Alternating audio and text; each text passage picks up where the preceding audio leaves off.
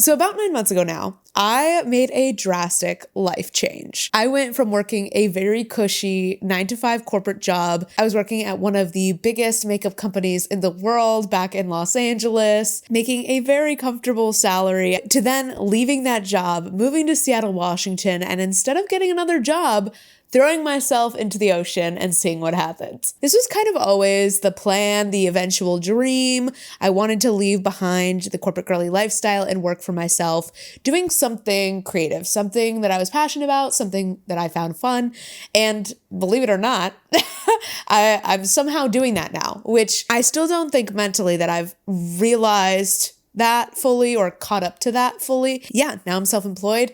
When I first left my job, I considered myself more unemployed. Now I'm fully embracing the self-employed title. I feel like as the amount of time that I've been able to do this for has stretched on, it's helped to give me the confidence and the sense of legitimacy to fully embrace calling myself self-employed. I also didn't realize that I would be able to potentially sustain this indefinitely until just a couple months ago. I kept thinking that I was going to have to go out and get a job. And so it's very recent, honestly, that I've come to the realization that this is actually going to be my path for the foreseeable future, which is so exciting and what I always dreamed of. Yeah, so the quick TLDR, I started this YouTube channel, Brielle Writes, a little under 2 years ago, which it's crazy that things have changed so much in such a short period of time, but I'd already been grinding on YouTube for several years before then on a different lifestyle channel, but then I created this wonderful channel, which changed my life, honestly. I started writing a book, so obviously I'm pursuing that. My goal is to eventually self-publish and to make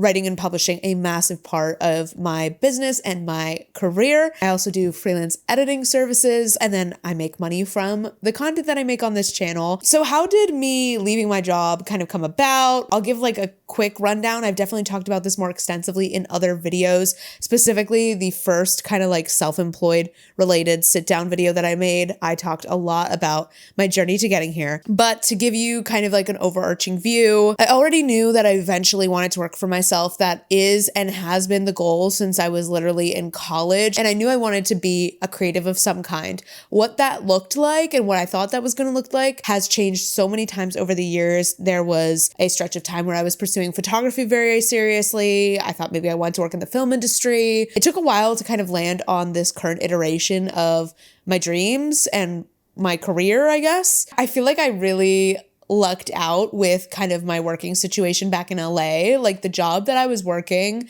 like I said, it was definitely cushy. It was like not overly strenuous in the sense that I felt like I still had very healthy work-life balance.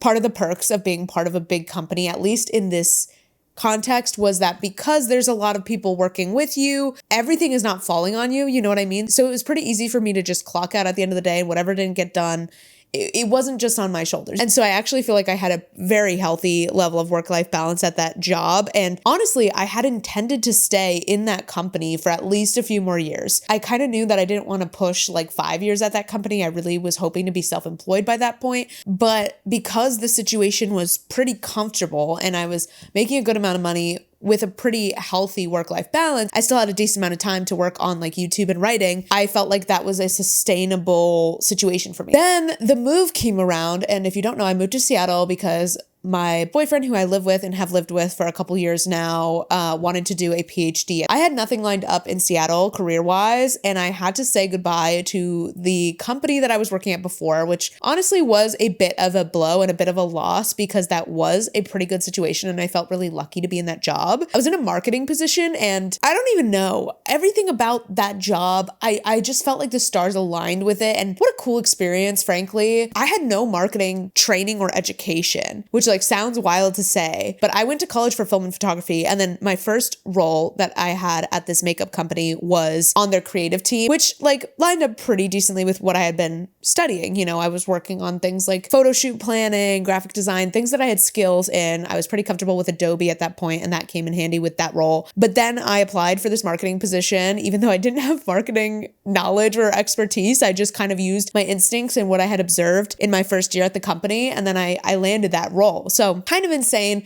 felt very synchronous. And honestly, looking back on like my career journey as a whole, I feel like there's been a lot of synchronous moments. Not to say that everything has worked out perfectly or been easy or that I've had like knockout success at every stage of the process. That's not true. Like I definitely did have some road bumps on my journey to getting to where I am now, but everything did feel in hindsight very intentional. And like when you look at it from that big picture view, the puzzle fits together. And I think the different opportunities that I've had at different periods of time were exactly what I needed at that given time, if that makes sense. I have no regrets about that working at that makeup company, because I think in that era of my life, that's exactly what I needed. I was living in a very high cost of living city, Los Angeles, which I loved and hope to move back there at some point. And I feel like in order to start exploring what this career could look like, in order to like start writing again and all of that, I needed that sense of like comfortable security to allow me to explore and discover this path without feeling like I'm under the gun and without a real pressure to make money. Like, would I have started writing again if my focus was trying to, as quickly as possible, become self-employed? I don't think so, because writing is such a long, big scale project. And I honestly think if I had been in more of a situation where I was like financially in a pinch, where I was really trying to go self-employed faster or earlier, I don't know if I would have ever found my way back to writing. And so I'm really grateful for everything about that job experience. But anyway, so I moved to Seattle, lost that job. And originally I truly thought that I was going to just take a couple weeks off of working and start applying to jobs. And if you guys have been along for the ride of this channel, you'll have seen my narrative around that shift over time. For the first several months, I was like, yeah, I need to start applying to jobs, but like, I'm dragging my feet. I don't want to do it. I don't want to get a new job, whatever. And then gradually my perspective started to change as I was like, okay, what if I could just make this work? What if I could just make this work? And ultimately, like, that's kind of what happened. Literally just in the past few months, I would say Q2 of 2025 is when things really changed. And I realized, oh, I can make my living like this. Yes, it's going to be a little bit rocky probably for the first year, but I can do this. And that was the biggest shift. That was like the identity shift. And I think that part of it is very important. Like once I started saying out loud, oh, I'm a self-employed person. Oh, I'm a self-employed creative. Once I started affirming that to myself and validating myself on that, is very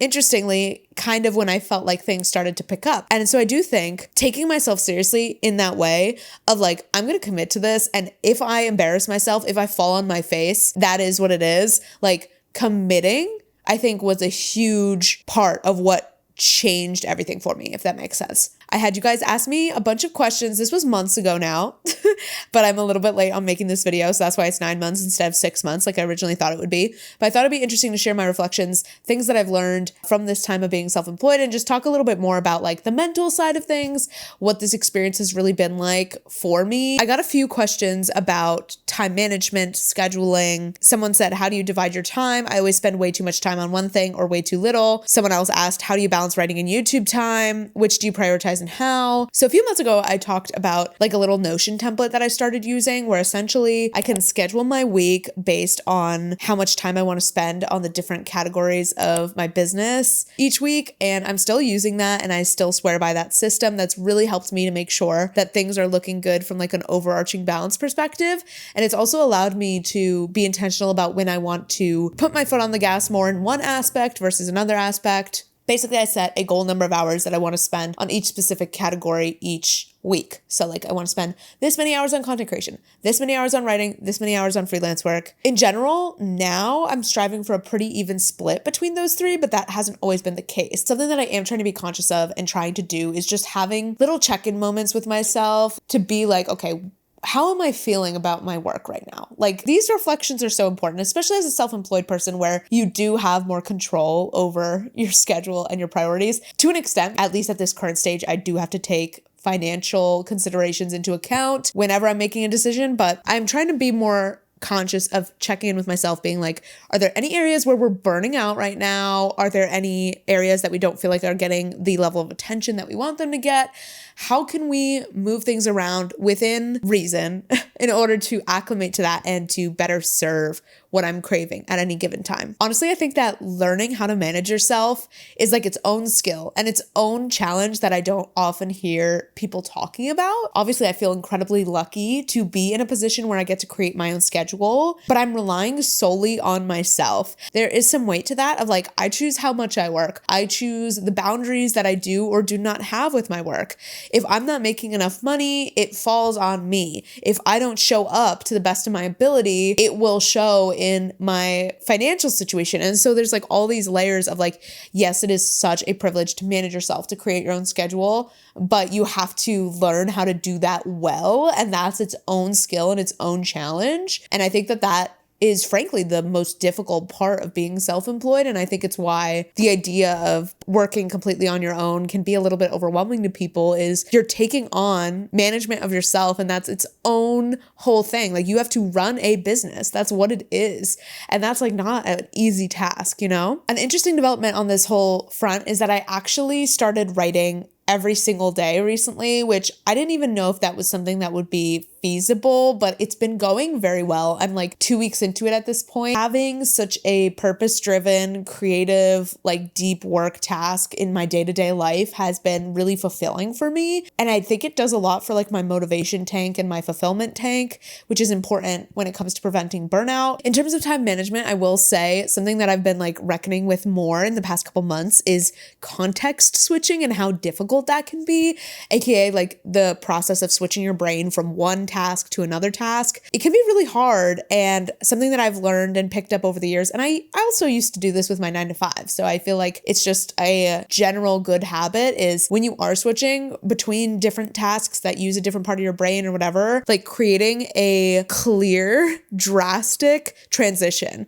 So like, for example, with my 9-to-5, if I was switching from work mode to writing mode, for example, I would have to like build in something into my schedule to like make that switch super clear. So for example, like eating a meal or like going for a walk, doing something in between the two. So it's not like I'm switching from one thing directly to the next. I do think it's very important, especially if I have a day where I'm working on both freelancing and writing, that I create that like very distinctive, we are switching modes now moment. Also, I've literally had a matcha sitting here this whole time and I haven't had any of it. So we're going to do that. In moments where it felt like it wasn't working, what kept you going? How do you handle feeling like you're not going to make enough money to sustain yourself? What kept me going? Honestly, I feel like a lot of it was sheer stubbornness. Frankly, I did not want to get a job. And I think I also wanted to prove that I didn't need to get a job. I don't know. I was stubborn about it. And I was like, I'm going to make this work. In terms of like on the money side, honestly, I did have a few moments where I kind of freaked out in the course of the last 9 months, as I think one would expect. Certain moments where a month wasn't looking too hot. But I think what I've learned and acquired in the last 9 months is just like a sense of trust. When I'm in those pinch moments, something tends to come through, something tends to work out. And I think over time, I've just learned to trust in that a little bit more, to the point where, like, for example, this past month in June, I knew that I needed to take a step back from client work, but that was a little bit stressful because I was so reliant on the freelancing financially for the last few months. So I knew I wanted to take a step back, and that was a little scary. Like I didn't have sponsors lined up. I was going to be taking a major pay cut and I didn't know how I was going to make up that income. But I made the intentional choice to put a little bit more time and effort into my YouTube channel this month. And then I had a video do a lot better than usual. And I got a sponsorship inquiry from a new brand that I'm really excited about working with. And those things I feel like I created space for by scaling back on the freelancing side and like opening myself up to other opportunities, putting more effort into the YouTube channel. And so I feel like instances like that have taught me like trusting in the process, trusting that opportunities will come through, and also like trusting that if I do need to pull back from one area, or if one section of the business is struggling for one reason or another, it is possible for me to make it up in other ways, and I need to have some trust in myself. I also did decide to raise my rates during this time. After I kind of realized that I had come pretty close to burnout, I made the decision to go for it and raise my rates. And that came with a lot of nerves. It came with some growing pains of just like being scared to do that, scared that like the tap would dry up and I would never get an inquiry again, and like no one would be willing to pay the new rates, you know what I mean? But I feel like when you're working for yourself, and especially in these like earlier stages, truly what you're doing is just these constant cycles of leaping and seeing what happens. And that has very much been my experience of, it's been a lot of just true experimentation. And I feel really grateful that more often than not, it has worked out in one way or another, even if it's it's not exactly how I expected it to. But I think you just have to embrace that part of the self-employed process, and just like your journey in general is just like this leap in the net will appear cycle. I'm just learning to ride the waves of that, I think, a little bit more. It's a lot of just like trusting yourself to figure it out and trusting that things will work out. And obviously that can be a little bit nerve-wracking, but I do think that the longer that I've gotten used to that, the easier it's become to not panic every time something is looking like it's going to be a bit of a problem, because I've learned over time that I can weather the storms, I guess. I did also, of course, like take a little bit of comfort when things were looking financially more grim in the fact that it was always an option for me to go out and get a job. Like, well, I knew that I had some decent work experience that would look good on a resume, and I knew that that was always an option if I needed it. But I will say, like I kind of mentioned earlier, I do think that I benefited from making the call that I was going to go all in. I do think I had to create some mental distance personally from that concept of like, oh, I could just go get a job in order to fully give myself a shot at this. Because I think if you think too much about like, oh, well, I could always go back to work. Oh, it's no big deal. I could always go back to work. You're not giving yourself the opportunity to really go for it and plunge yourself in the deep end. I think I needed that identity shift and that like perspective of like, no, let me give this a full shot. And so I think even though subconsciously I did get a little bit of comfort from knowing that that was always an option, there's nuance there, because I do think I needed to kind of like forget that for a bit in order to actually go for it and see the results. So it's a little complicated on that front. But on the topic of like money insecurity, the longer you do something like this, you start to gain a little bit of comfort from being able to predict things a little bit more, and also being able to project into future months more. Like once I started having more clients booked throughout the rest of the year, that was definitely comforting. Or even just like once I started really being able to predict what a good, dependable baseline would be from what I could make from AdSense and Patreon, I started being able to project numbers more. And even if, you know, certain pieces didn't fall into place until the month of, at least I knew I had some guaranteed money coming in. And I think that that's only going to improve with time as my income streams become like more dependable, more reliable. Hopefully I'll feel more comfortable being like, yeah, I know I'm going to make X amount of money for the next few months. And I'm starting to see some level of that. I got a few questions about like whether or not I miss the structure of a 9-to-5. So someone asked, how does not having a schedule affect your writing? Do you miss the routine of a scheduled full-time or part-time job? Do you ever miss the structure of a normal job? So it seems like many people were curious about this. First of all, let's talk about the writing piece. Like, how is the lack of structure affecting my writing? Overall, I write more now than I did when I had a corporate 9-to-5. So like that's a win. I think overall my writing has really benefited from me having my own schedule. I do think there's an important distinction though between what I'm doing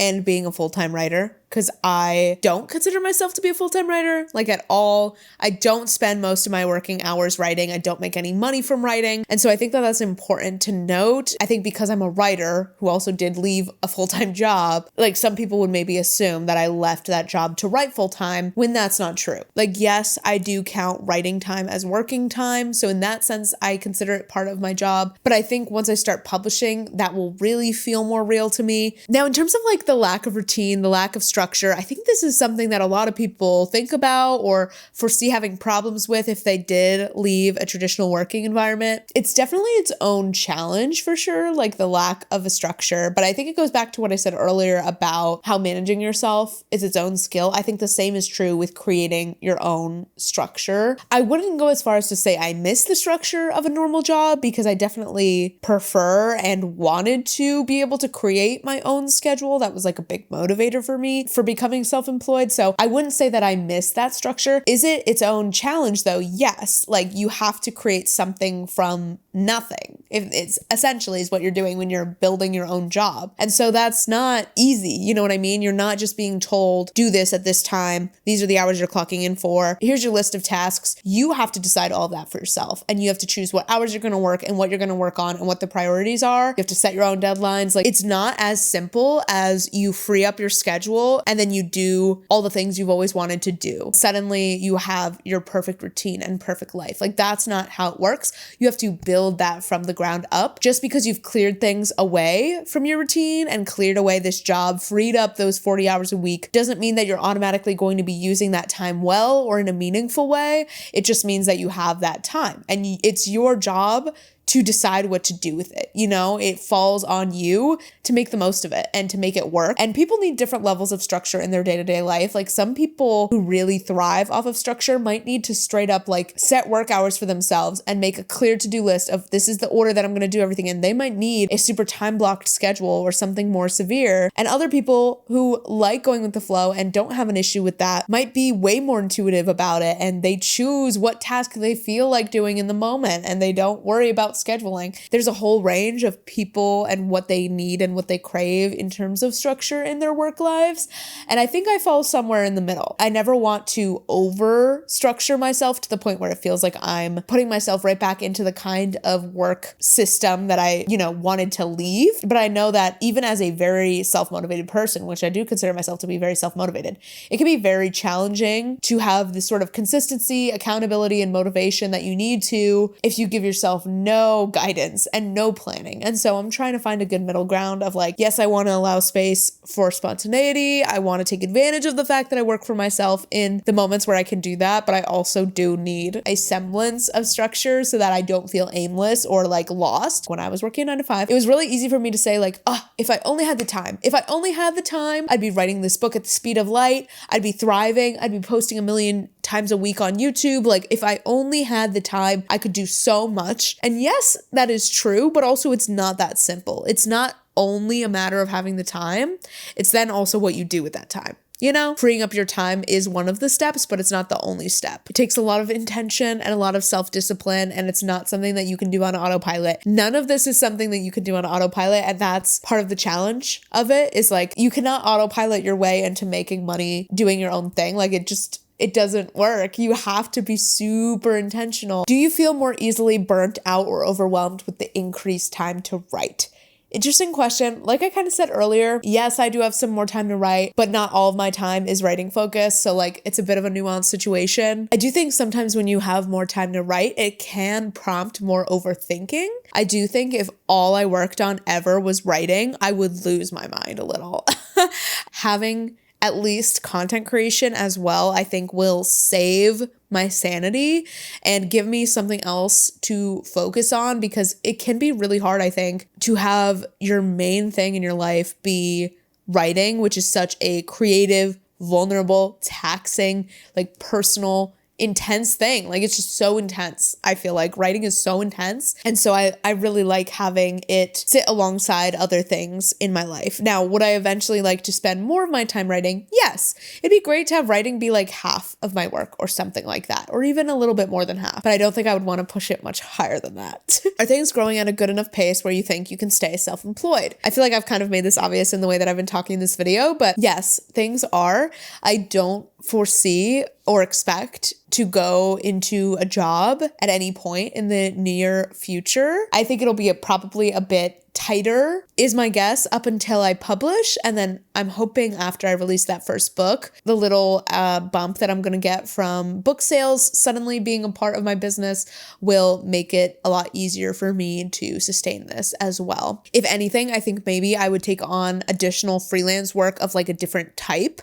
Like I could see myself taking on a freelance bookkeeping client or graphic design client or video editing client, like other types of freelancing work. I could 100% see myself doing that just to like change up the type of work I'm doing a little bit and have more variety. But I would still consider that to be under the umbrella of working for myself. It would just be like another client or like another contract that I was taking on. Have any aspects of working for yourself been different than you originally imagined?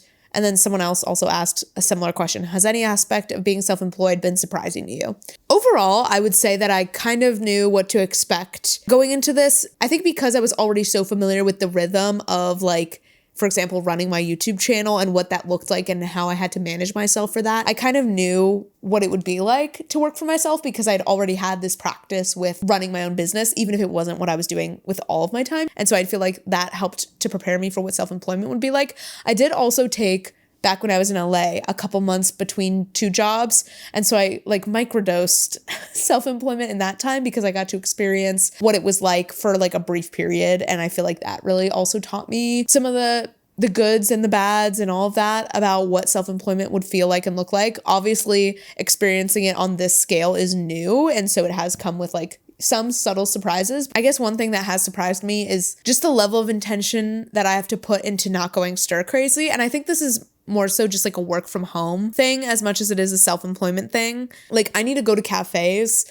regularly because I need to see other people. I need to be in a social environment with other people. And it's not even about me interacting with other people. It's literally just about being around other humans, doing other human things. Like that helps me not go crazy. That helps me not hyperfixate. It helps me to keep a sense of perspective and also just to have more joy in my life. Because when I was envisioning like my dream self-employed life, it wasn't a life of isolation. And I think that this is an important thing to think about when it comes to self-employment is like, if you're self-employed, if you're working for yourself, it is very easy to just like never leave your house, for example, and just like do all of your work at home. And financially, yes, going to places like cafes is a bit of a hit, but for me, I've found that to be something worthwhile because when I think about how I want my self-employed life to feel, I want it to feel vibrant. I want it to have energy in it. And that's not me staying home alone all day, talking to myself and no one else. Like that's not my dream life, I guess, is what I'm trying to get at. And I don't think that's the dream life for many people. Complete isolation? No.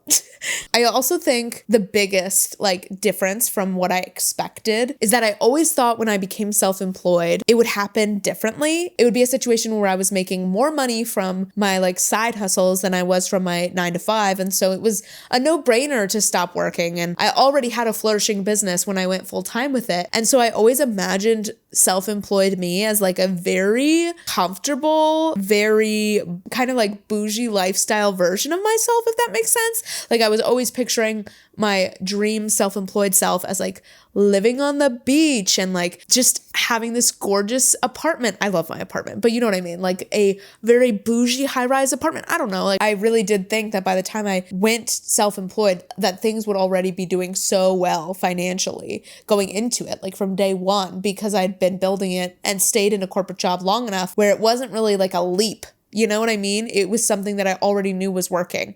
And so that has been a difference in my journey from what I expected because I kind of stumbled into it and it kind of happened in a timeline that I wasn't expecting. And when I first started being self-employed, it wasn't this moment of, aha, I'm spreading my wings and leaving my job because I'm making so much money. It was a moment of, let's see if this could work, ? It's going to be rough, but like, let's see if it could work. I guess I was expecting to be this very idealized version of myself by the time that I became self-employed, when in actuality, it just happened earlier, which love that for me. It just happened earlier than I expected. And it happened more casually than I expected too, I guess, which is also why I think my brain hasn't fully caught on to the fact that I am actually self-employed now, because I kind of just like stumbled into it and it just kind of like happened somewhat unexpectedly at this time. I think I've also realized that there's just going to be like different eras in my self-employed journey. Sometimes that's based off of a decision that you've made, but also sometimes that's just based on what's coming in for you at any given time. I've heard a lot of other self-employed people talk about how it really can sometimes feel like that feast or famine analogy of like either everyone's reaching out to you and you have a million messages in your inbox and you can't keep up because so much is happening at once,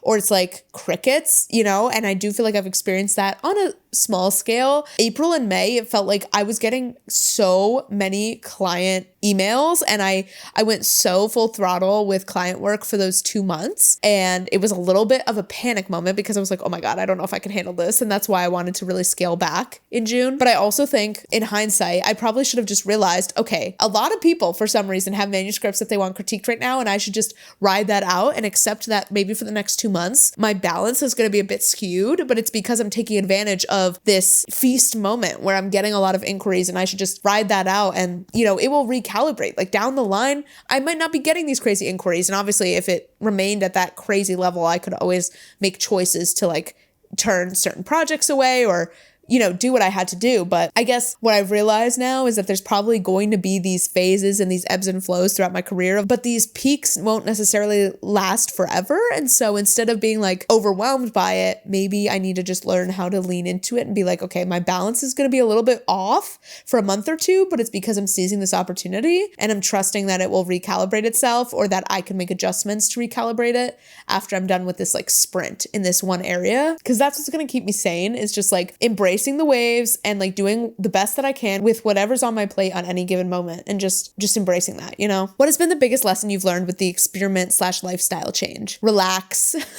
Lean in and relax and trust the process. Also, gratitude. Gratitude is so key, and so is authenticity. Gratitude and authenticity have been like the most helpful things to me during this time. When you operate from a place of gratitude and when you're doing things that you genuinely love and you're putting passion and good intention behind it, good things happen. Like good things do happen. Put everything you've got into it. Commit. Don't underestimate the power of just like full sending on something you care about. The way that you speak about yourself and your work matters. Take yourself seriously, respect yourself, and go for it. That has been like the overarching lesson and vibe of this whole time. Also, Rome was not built in a day.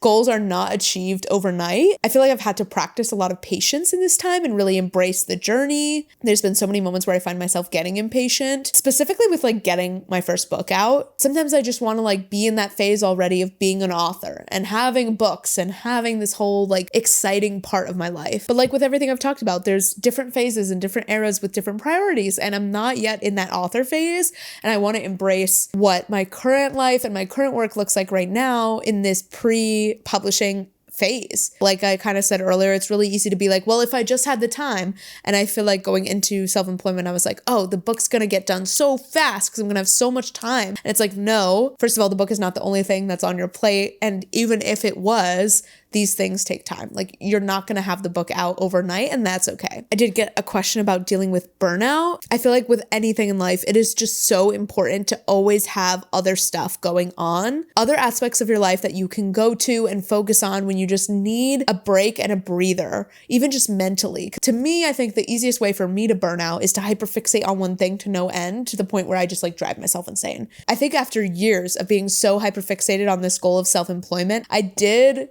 teeter close to burnout on several instances, because it was just like I was so one-track minded for so long. I just need to think about other things sometimes. And a lot of times it needs to be like frivolous things, like something simple like watching The Vampire Diaries. That's like this TV series that I'm obsessed with right now. Like just taking time to get wrapped up in another person's creation or in something outside of yourself, a frivolous hobby, or just like a random sport that you've gotten into. Like I've really gotten into swimming and running. So I think it's important to just make sure your life is not only about the one goal, and that will really help you to prevent burnout. And that really is true for writing too. Like if you're only focused on the book and there's nothing else in your life, yes, that type of focused attention can be helpful, especially in the short term, but it will burn you out if you don't make sure that you have a well-rounded, life and perspective. I also think I just started to recognize my own warning signs of burnout and like make sure that I didn't get too close to it. So for me, like if I start dreading work that I previously enjoyed, or it's just like harder to motivate myself, I know that I'm close to burnout, especially because it is not usually very difficult for me to motivate myself to do something like write or make a video. And so if I start feeling those feelings of like it's hard to motivate myself right now, I know that things are getting